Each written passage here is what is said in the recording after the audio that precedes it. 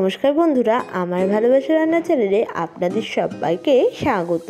আজকে আমি যে রেসিপিটা বানাচ্ছি সেটা বাচ্চা থেকে বুড়ো সবারই দুটো অপছন্দের জিনিস সোয়াবিন আর পালং শাক দিয়ে একটা যুগলবন্দি রেসিপি সোয়াবিন পালং। এর জন্য আমি একটা কচি পালং শাক এক আটি মতো নিয়ে নিয়েছি, যেটাকে বেছে ধুয়ে পরিষ্কার করে রেখেছি। আর সঙ্গে নিয়ে নিয়েছি 50 গ্রাম মতো নিউট্রিলা বা সোয়াবিন। এবার সোয়াবিনটাকে আমি গরম জলে ভিজিয়ে নিচ্ছি। তো এটাকে ভালো করে গরম জলে ভিজিয়ে রাখছি 5 থেকে 10 মিনিট মতো।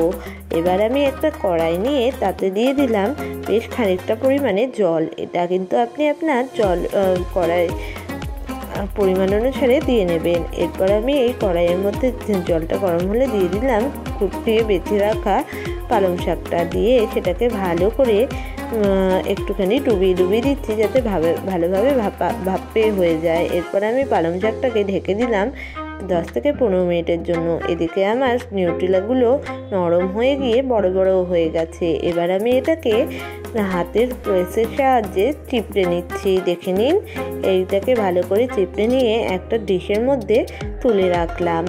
এরপর ওপর দিকে আমার শাকটাও সেদ্ধ হয়ে গেছে, 5 থেকে 10 মিনিট হয়ে গেছে। এবার আমি শাকটাকে জল থেকে তুলে একটা ডিশের মধ্যে তুলে রেখে দিয়েছি। এরপর এই সোয়াবিনের মধ্যে আমি দিয়ে দিচ্ছি পরিমাণ মতো একটুখানি নুন, এরপর দিয়ে দিচ্ছি এর মধ্যে পরিমাণ মতো একটুখানি হলুদ, এরপর দিয়ে দিলাম একটুখানি চিনি, এরপর দিয়ে দিচ্ছি একটুখানি কাশ্মীরি লঙ্কার গুঁড়ো, এটা কিন্তু লালের জন্য। এরপর আমি এর মধ্যে দিয়ে দিচ্ছি একটু পরিমাণে বেসন, এটা কিন্তু আপনি রোস্টেড করে দিতে পারেন যদি আপনার গ্যাস অম্বল থাকে। এবার আমি সমস্তটাকে ভালো করে মিশিয়ে নিচ্ছি যাতে এর মধ্যে ফ্লেভারগুলো ভালোভাবে ঢুকে যায়। তো সোয়াবিনটা আমার ভালো করে ম্যারিনেট করা হয়ে গেছে। এবার আমি কড়াইতে একটুখানি সর্ষের তেল দিয়ে দিচ্ছি, এই জায়গায় আপনি সাদা তেল বা অন্য কিছুও দিতে পারেন।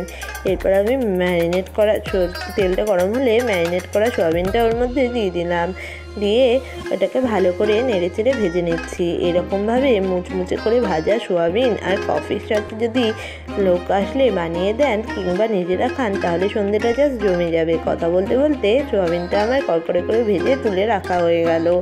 এরপর আমি একটা বাটি নিয়ে তাতে দিয়ে দিলাম 1/2 চামচ মতো টক দই। এবারে ওর মধ্যে দিয়ে দিচ্ছি ঘরোয়া মশলা, হলুদ গুঁড়ো, জিরে ধনে গুঁড়ো, লঙ্কার গুঁড়ো, সমস্তটা দিয়ে ভালো করে মিক্সড করে নিচ্ছি। এটা মিক্সড করার কারণ হলো শুধু দই দিলে অনেক সময় দইটা কেটে যাওয়ার সম্ভাবনা থাকে। এইভাবে করে যদি দইটা মিক্সড করে দেওয়া হয় তাহলে কেটে যাওয়ার সম্ভাবনাটা কম থাকে। এরপর ওই কড়াই একটা মিক্সিং জার নিয়ে তাতে সিদ্ধ করা পালং শাক দিয়ে দিলাম, একটুখানি ধনে পাতা ডাঁট শুদ্ধ, এরপর আমি দিয়ে দিলাম আন্দাজ 2টো মতো কাঁচা লঙ্কা, এরপরে আমি দিয়ে দিলাম এর মধ্যে আদা।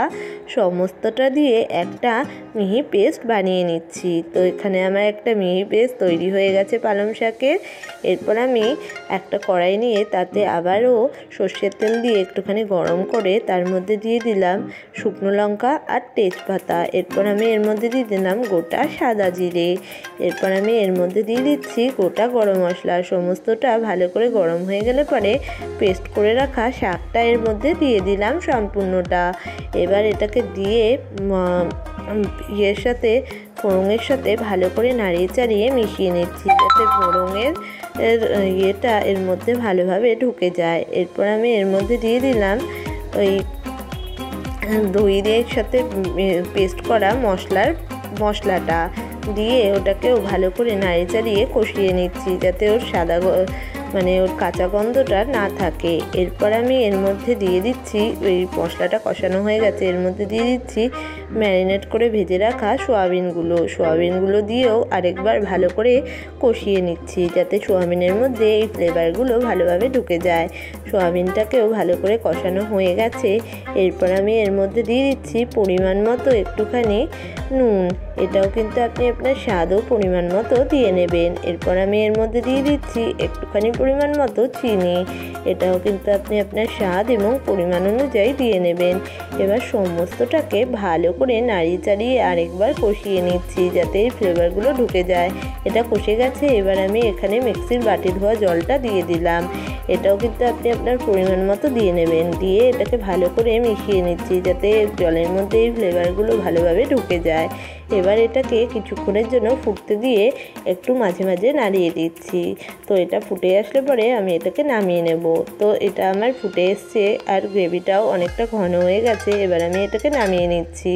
তো তৈরি হয়ে গেছে আমাদের আজকের রেসিপি পালং সয়াবিন। তো রেসিপি তো আমার হাতে চলে এসছে, এবার আমার টেস্ট করে দেখার পালা এটা ঠিক কেমন হয়েছে। এটা জাস্ট জমে ক্ষীর হয়ে গেছে। এটা লুচি, পরোটা, ভাত সবের সাথেই খুব ভালোভাবে যায়। তো এইরকমই সমস্ত অসাধারণ রেসিপি দেখতে অবশ্যই আমাদের চ্যানেলটাকে সাবস্ক্রাইব করবেন আর আমাদের পাশে থাকবেন, আর ভালো থাকবেন আর সুস্থ থাকবেন, আর ফলো করবেন আমাদের চ্যানেল।